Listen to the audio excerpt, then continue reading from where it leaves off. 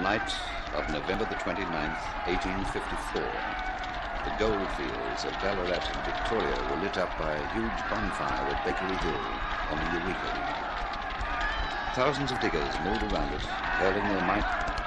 Not far away, two men stood outside a small tent, watching the display.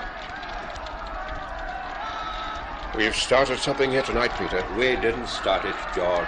It started when man first began exploiting his fellow man. True. But at least we're doing something about it. And we've taken enough from the government and more than enough from the police. We've tried to reason and failed.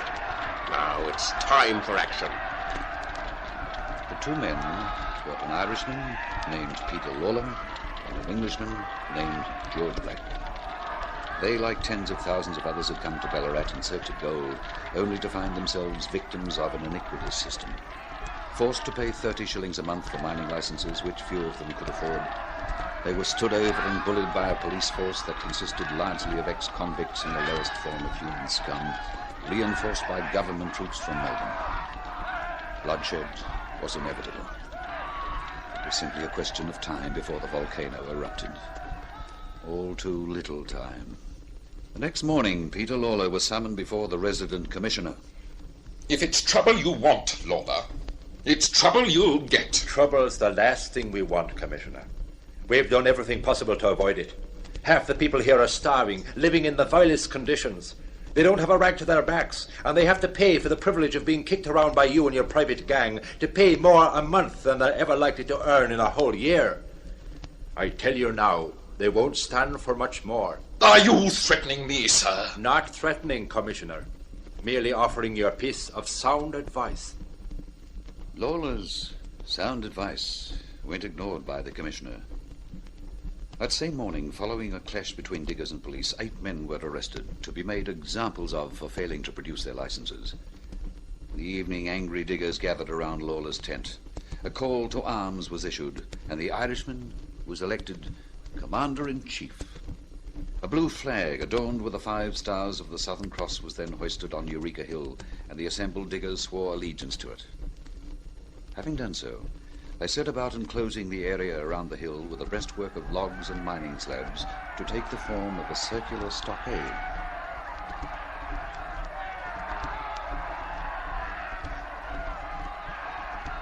Well, Peter, it's come even sooner than we thought. A lot too soon. For better or worse, we're behind you to a man. I'd like to believe that, George. But I know the ways of men too well. I can count on you, to be sure, and Vern, Tim Hayes, Carboni, and some of the others, but a good many of them are more talk than anything else.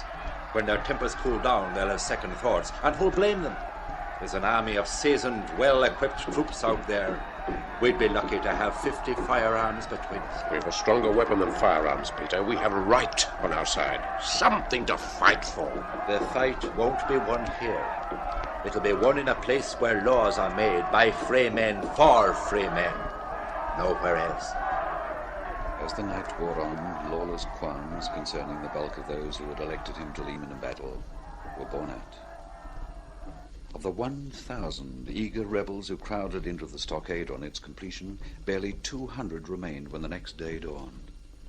About a quarter of them had guns. The rest were armed with no more than digging tools and spear-pointed stakes.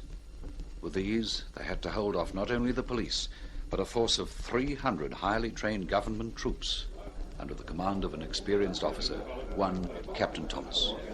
We've got 'em surrounded, Captain. We can move in any time. There's no hurry, Sergeant.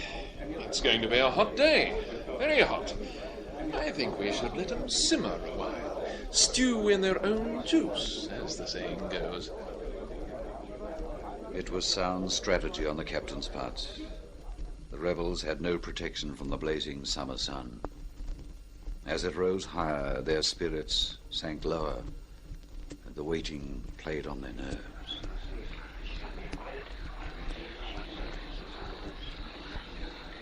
Why don't the blighters come, Peter? What are they waiting for?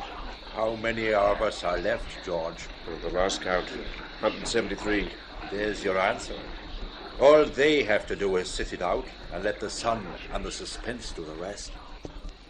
Nightfall, when at last it came, cast a merciful blanket on the stockade. At the same time, it enabled a steady stream of deserters to slip unnoticed over the walls, traitors among them, who supplied Captain Thomas with details of their abandoned comrades' plight.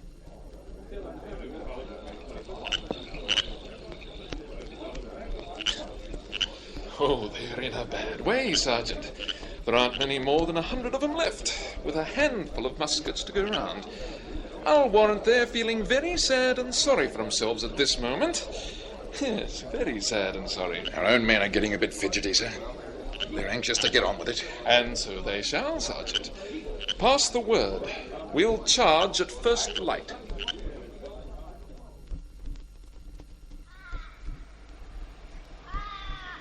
Dawn's almost on us, Peter. Already I can feel the heat of that damn sun. We can't last out another day. We'll all be raving lunatics. We can always surrender. No, by God, I'd sooner die. You may yet, George. Jump tight, lads! Here they come!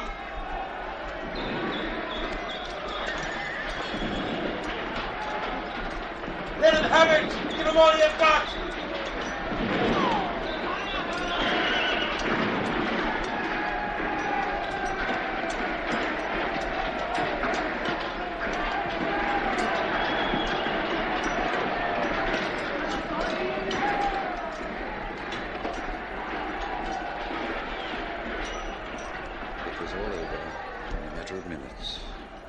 Rebel survivors surrendered or crawled into the bush to die. Lalor himself was twice wounded. Unconscious, he was smuggled out of the stockade by loyal companions and carried away to safety. The next day, 2 doctors were brought from the goldfields to his hiding place. They amputated his left arm at the shoulder. For 10 weeks, with a price of £200 in his head, Peter Lalor not only managed to survive but also to avoid capture. Trials of 13 Eureka prisoners charged with high treason were duly held in Melbourne. No jury would convict them. They were set free. The reward for Lalor was withdrawn, and he emerged from hiding to find himself a public hero. The Eureka incident stirred the Colonial Office in London to grant Victoria a constitution. In 1855, diggers went to the polls for the first time, and Peter Lalor was elected to the new Legislative Assembly as the member for Ballarat. The fight won't be won here. It'll be won in a place where laws are made by free men, for free men. Nowhere else.